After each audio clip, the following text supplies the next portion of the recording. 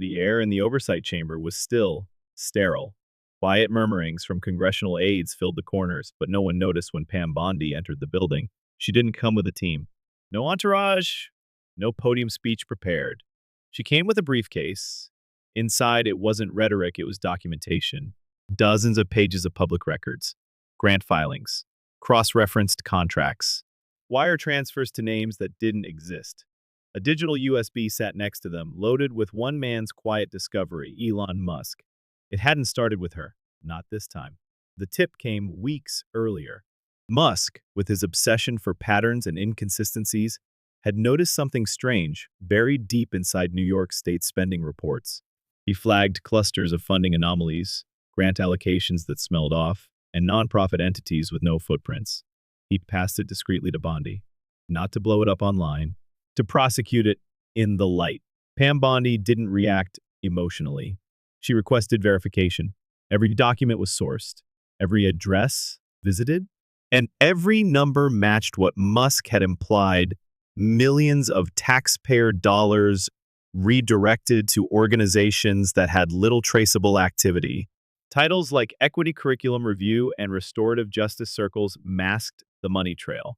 But the signatures, the fast-tracked approvals, those pointed to a name, Letitia James. Pam Bondi knew the stakes. She had stood in real courtrooms, prosecuted real criminals, fought actual fraud. Now,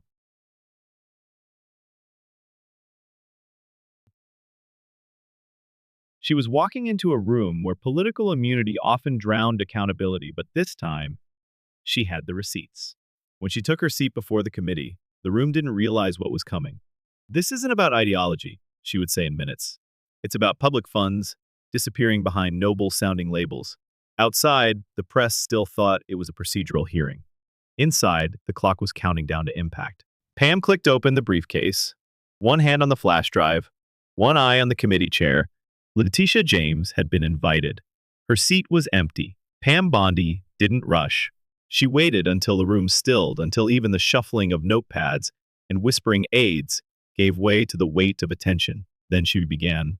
"Members of this committee," she said calmly, "I've prosecuted Medicaid fraud, corporate abuse, and systemic failures. But I've never seen a trail of funding vanish with this level of concealment. This is not a partisan issue. This is a fiscal red flag." She clicked the remote. The screen behind her lit up slide 1, $3. 2 million, routed from a federal education grant directly into an entity listed as Equity Curriculum Review, incorporated the registered address, a UPS Dropbox in Brooklyn. No staff, no phone, no web presence. Yet this entity received over $3 million, signed off by the Office of the New York Attorney General. A ripple moved across the dais. Bondi continued. Deliberate. Slide 2. A public mental health grant, $870,000, used to fund colonial trauma workshops through sound therapy. Number of beneficiaries, 74. Total medical professionals employed, 0. Her voice remained neutral. Not angry, not dramatic, just precise. Slide 3. A housing nonprofit formed just 2 months before being awarded $8.9 million in emergency aid. No operations history, no fiscal trail, no documented staff. But it passed vetting again under the signature of Letitia James. A congressman shifted in his chair. A woman behind him adjusted her earpiece. Someone's phone buzzed and didn't get silenced fast enough. Pam didn't pause. These are not isolated paperwork errors. These are coordinated patterns of redirection. The language used to justify them, restorative justice, community healing, equity oversight, is designed to deflect scrutiny. She moved to a new set of documents, handed directly to the committee chair. These files were cross-referenced using AI-powered data mapping from an external review group. The model was structured by a team of analysts led by Mr. Elon Musk. Every transaction here is drawn from public records. Now, the room shifted more noticeably. Elon's name brought attention. It always did. But in this context, he wasn't the center, he was the forensics lab. And Bondi was the courtroom. These aren't guesses, they're receipts. Federal money was moved not once, not twice, but through over 40 shell organizations, all receiving funds under the same administrative gatekeeper. Slide 4, whole list of addresses. 32 of these programs share physical mailing addresses. Some share staff, some share phone numbers. Several list each other as partner agencies. That is not decentralization. That is consolidation by camouflage. Still, she remained composed. The committee chair cleared their throat. Miss Bondi, are you asserting direct misconduct? Pam's reply was quiet, controlled. I'm not making legal accusations, I'm presenting data. But let me pose the question back to this committee. If any one of these findings came from a red state, would we be tolerating it? Or would we be scheduling a full investigation before the ink dried? Silence. Cold and long. She moved to her final slide, one document, blown up for visibility. A payment of $2.7 million. Destination, access for all. Incorporated location, empty commercial unit. Shuttered door. No signage. Verified by my office. Cross-referenced by Mr. Musk's team. The office no longer exists. But the checks kept coming. She lowered the clicker. The screen faded to black. No yelling, no chants. Just the weight of details. Quiet, damning, verified. This isn't about social equity, she said softly. This is about financial accountability. And what's been presented here today is not speculative, it's systematic. The room froze in place. Pam Bondi returned to her seat, not with triumph, but with purpose. And that was when she dropped the final line of the session. The data I've shown you today is only phase one. Elon Musk will appear shortly with full digital validation. And what he brings will make these numbers harder to ignore. A hush swept across the room. Because if Pam Bondi had just laid the groundwork, Elon Musk was about to plug the system in. The hearing room remained suspended in a breathless stillness. Pam Bondi's revelations had shifted the atmosphere from casual oversight to controlled dread. Eyes weren't wandering now. Phones stayed silent. The committee members weren't posturing for C-SPAN. They were listening. And then he entered. Elon Musk, in a plain black jacket, walked toward the witness table. No legal team, no assistants. Just a slim laptop in hand and the cold, silent focus of a man carrying numbers heavy enough to bruise reputations. He sat, adjusted the microphone, and said nothing for 4 full seconds. Then, I'm not here to speculate. I'm here to connect publicly available dots no one else bothered to look at. He opened his laptop. The committee's screen came alive. Slide 1. A heat map of federal funding to New York over the last 36 months.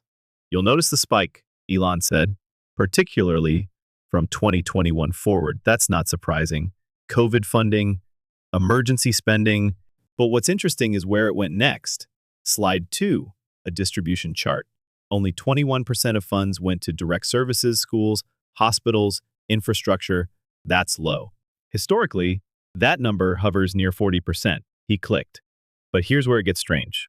The third slide appeared labeled Social Equity Reform, Uncoded Expenditures, 31. 2% of federal allocations, nearly a third, had been routed to vague, undocumented program lines. That's over $1.1 billion, routed under descriptors that have no standardized federal definitions, no performance benchmarks, no reporting mandates. Pam Bondi nodded subtly in her seat. This was her plan. Elon wasn't throwing fire. He was tracing wires. Let's zoom in, Elon continued. Slide 4, a dynamic map of New York City. Dots pulsed in red across Brooklyn, the Bronx, Queens, and Midtown Manhattan. Each dot represented a nonprofit, or LLC, that had received at least $1 million in federal funds during the past 2 fiscal years. Out of 74 unique recipients, Elon said, 38 share overlapping addresses. Another 12 list the same board members. Some share phone numbers. At least 6 share legal counsel. He paused. Let it hang. That's not diversity. That's duplication. Slide 5, Access for All. Incorporated, this nonprofit received $12.4 million last year under inclusive housing allocations. According to their website, he clicked. A blank screen appeared. They do not exist. He let the silence grow. Our team physically visited their registered address last week. It's a locked door in an office building. No signage. No staff. No record of tenancy. The committee began murmuring. A few members whispered to aides. Reporters' hands moved quickly on keyboards. Then Elon delivered the first number that truly hit. We've identified $26.3 million routed to entities that do not currently operate, do not exist under active corporate licenses, or share PO boxes used by other shell firms. He closed the laptop for a beat. This isn't mismanagement, it's design. Then he leaned forward, reopened the file, and launched into the next visual, the comparative filings. Here's a screenshot of 3 different organizations that received grant funding within 10 days of each other. He highlighted the entries. Equity Coalition Initiative, $1. 7 million Bridge for Future Youth. $2.1 million Restorative Solutions Group. $1.3 million. All 3 list their headquarters at the same UPS store in Brooklyn. All 3 list the same grant administrator. None of them file IRS Form 990s. A pause. Which means none of them report how the money is used. There's no transparency, no staff rosters, no program metrics. He brought up IRS documents, scans, real-time overlays. The evidence kept stacking, but he wasn't done. Slide 7. Adjusted eligibility policies. Several community enrichment programs funded under federal housing, education, and outreach grants have quietly removed ID requirements for recipients. He showed a sample form. Name, phone number, email, no proof of residency, no citizenship status. So now we're funding programs we can't audit, serving people we can't track, through entities we can't locate. By this point, committee members were visibly shaken. Even those initially skeptical leaned forward. Then came the final blow. Slide 8, a time-coded funding chart. Over the past 18 months, temporary housing funding in New York surged 340% without public hearings, without legislative approval, and without media attention. He showed satellite images of hotels leased out entirely using federal housing grants. These facilities are not monitored. They don't log entries. They're not licensed residential centers. They're hotels used as shadow shelters with no reporting protocols. Finally, he brought it full circle. Slide 9, Letitia James's office authorization trail. A document tree filled the screen. Contracts. Wire approvals on email chains. Every grant I've shown you today, Elon said, passed through an administrative gatekeeper. And in every case, the final authorization was signed off by one office. He highlighted it in red, Office of the New York Attorney General. The name? Letitia James. He didn't shout, "I'm not accusing her of a crime." But this system was built to avoid being traced. And now that it has been, every taxpayer in America deserves an answer. He closed the laptop. No applause, no noise. Just a dense, electrified silence. Bondi stood from her seat at the far side of the room. Calm, confident, ready. This wasn't just a hearing anymore, she said. It's a forensic audit in real time. And the story this data tells, it's more than negligence. It's betrayal, coded in bureaucracy. The committee chair didn't interrupt. Because nothing needed to be added. Letitia James's seat remained empty. And the burden of explanation had just shifted from whispers in back rooms to the harsh, clear light of open data. The silence after Elon Musk's testimony wasn't ordinary. It was the kind that seeped into bone. Not one cough, not one shuffle of paper. Even the cameras seemed hesitant to click. Pam Bondi rose slowly, the moment calibrated. She didn't speak yet. Instead, she turned calmly toward the seat to her left, the chair reserved for Letitia James. It was still empty. The nameplate sat untouched, a placard of authority with no one behind it. Pam tapped her finger once against the desk. Then she faced the committee again. Letitia James was invited, formally, respectfully, officially. Her voice carried clean through the room. She declined to appear, declined to comment, declined to defend. And that silence, ladies and gentlemen, is louder than any response we might have heard today. The weight of those words settled like concrete. Pam clicked her remote. A new slide appeared. This one wasn't about numbers, it was about outcomes. Let's set aside the contracts. Set aside the addresses and ghost organizations. Let's talk about what these programs actually produced, if anything. Slide 1, Graduation Equity, Accelerator Program, Upstate NY Funding, $7.8 million target, improve minority graduation rates. Result, rates declined by 4% over 2 years. No curriculum developed. No certified teachers hired. Just vague workshop outlines, incomplete invoices, and a marketing brochure. Slide 2, Healing Equity Initiative, Community Health Project funding, $5. 4 million output, 3 community events over 18 months, staff employed. 0 licensed professionals, the rest paid to social media consultants and something called spiritual audio therapists. Slide 3. Inclusive Housing Partners, NYC funding, $11 million property listed, a commercial hotel rented and full residents served, undocumented persons, no intake data provided, there's no logbook, no staff list, no lease terms disclosed, just wire transfers and the phrase emergency placement. She clicked to a blank slide.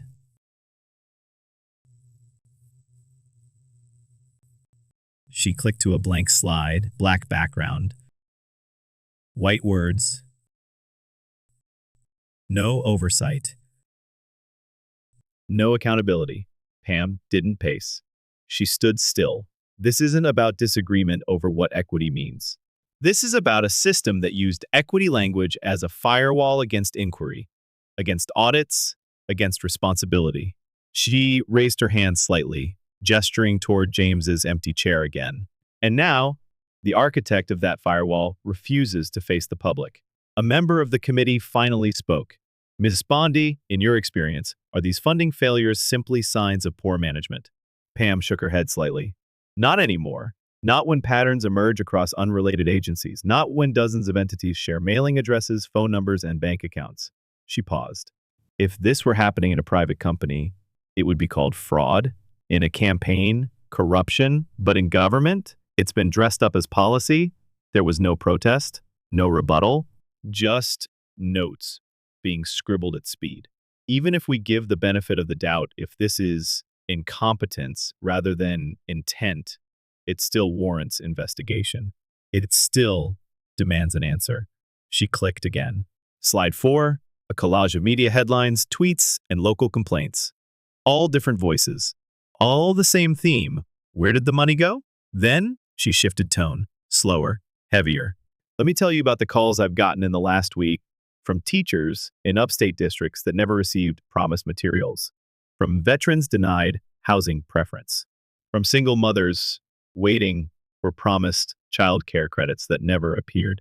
She looked around the room. They are not political. They are not ideological. They are invisible. Because the money meant for them was rerouted into slogans. A visible shudder ran through the chamber. Pam, let it breathe. Then, and when someone finally connected the trail from the bank accounts to the bogus nonprofits to the authorizing signatures, they were met with silence. Her hand lightly tapped the folder on her desk. This folder contains 147 pages of verified, notarized records, all tied to authorizations from one state office. She tapped it once more. And this is the most telling page of all. Slide 5 appeared. It was a letter from the Office of the Attorney General of New York, a formal refusal to appear before the committee. No denial of charges, no dispute of documents, just one line. At this time, we believe participation would not be constructive. Pam read it aloud. Not constructive. Ladies and gentlemen, oversight is not optional. Accountability is involuntary. She closed the folder slowly. I have prosecuted pharmaceutical executives, white-collar criminals, and political insiders. And I will tell you this plainly. The longer a public official avoids answering questions under oath, the more likely it is that the answers matter. Another committee member leaned forward. Miss Bondi, would you support subpoenaing the New York Attorney General? Pam didn't blink. Absolutely. And I would offer to lead the questioning myself. The room stirred again. Pam didn't raise her voice. She didn't need to. She stepped away from the mic. This is not about attacking equity. This is about defending integrity. Because if this pattern exists here, it may exist elsewhere. And if we ignore it now, we normalize it forever. She nodded once to the committee, then back toward the empty chair. The real question today is not where the money went. That question we've begun to answer. Her voice dropped slightly, but sharpened. The real question is this. Why is the one person who knows the truth the only one not in the room? A long pause followed. And in that pause, something shifted. Across the country, millions would later replay that moment, that single empty chair. And understand, silence was no longer a shield. It had become an admission. The session ended without a gavel. It ended with an empty chair. Pam Bondi walked out of the chamber quietly, her briefcase closed, the folder of documents still clutched in her hand. No grand exit, no press statement. Just the firm steps of someone who had delivered the truth and knew it would now take on a life of its own. She didn't need to tell anyone what happened next. The story was already outpacing her. Within minutes, clips from the hearing flooded every major platform. A single snippet of Bondi standing before the committee, pointing calmly to Letitia James's nameplate and asking, "Why is the only person who knows the truth not in the room?" went viral across X, TikTok, and YouTube. News anchors scrambled to rewrite scripts. Headlines shifted mid-broadcast. Pam Bondi unleashes financial firestorm over NY grant scandal. Fox News, empty chair sparks, real questions about James's oversight role. Politico data doesn't lie. Elon Musk's silent files shake state governments.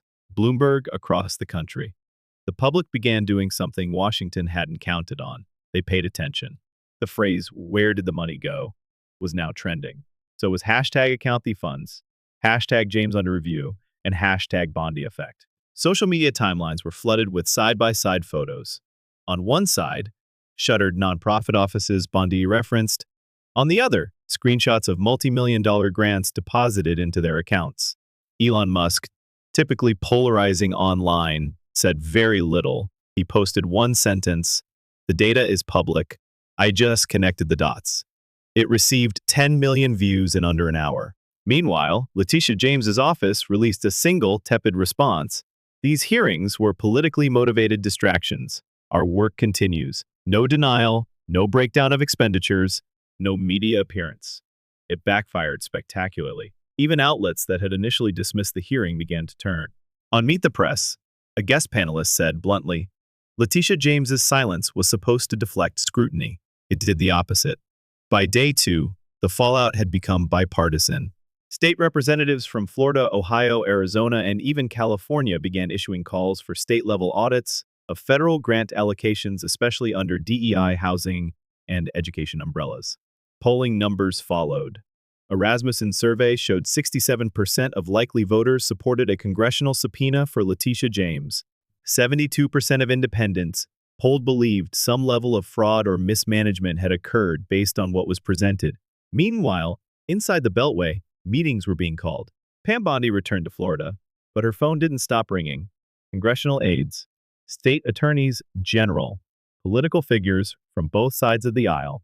They didn't just want her opinion, they wanted her guidance. On Capitol Hill, the Federal Funds Transparency Act gained rapid traction. Proposed quietly 6 months earlier, it had been ignored until now. Bondi was asked to testify in support of the bill. She accepted. At her second appearance, she didn't deliver documents. She delivered vision. "This is not about punishing good intentions," she said. "It's about proving them." She explained how simple reforms, public databases, quarterly reporting, randomized audits could prevent hundreds of millions in untraceable spending. "We have rules for accounting in the private sector. Why not in public grants?" The crowd clapped. Not a standing ovation, just sustained agreement. The room was no longer skeptical. Meanwhile, reporters and citizen journalists followed up on her claims. Independent investigations confirmed 2 nonprofits she cited had already dissolved months before receiving additional funds. At least 4 program administrators were politically affiliated with James's campaign contributors. One address cited in Elon Musk's map was linked to a PAC used in the 2022 election cycle. It wasn't just a fiscal scandal anymore. It was a structural indictment of how bureaucratic goodwill could be quietly weaponized. Letitia James still hadn't appeared publicly. She issued a second statement: "We reject any effort to intimidate our office or discredit necessary equity programs." But the damage was done. Editorial pages across ideological lines shifted. The Wall Street Journal, Pam Bondi just redefined oversight. The Atlantic, Letitia James's real problem was never politics, it was the paper trail. The New York Post, how Bondi and Musk exposed the deepest political firewall in NY. By week's end, governors in 10 states announced new audits of federally funded equity programs. In New York, quiet chaos unfolded. Two mid-level officials in James's office quietly resigned. One outside grant consultant deleted their professional LinkedIn page. The Attorney General's office delayed two scheduled press briefings with no explanation. And across kitchen tables, coffee shops, and corporate meetings, the question once whispered became louder. If this happened here, where else is it happening? In private, lawmakers acknowledged it. Pam Bondi had struck the match, and Elon Musk had handed her the gasoline. But the fire wasn't wild, it was surgical. It lit only what could not be denied. The last time Bondi appeared on television during that cycle, a reporter asked her, "Are you satisfied with what you've accomplished?" She responded without hesitation, "It's not about satisfaction. It's about sight. We finally made Americans see where their money is going. And once you see it, you don't unsee it." By month's end, the Federal Funds Transparency Act passed its first committee vote with bipartisan support, and the woman who carried the evidence in a slim black folder walked away from the spotlight, but not from the story.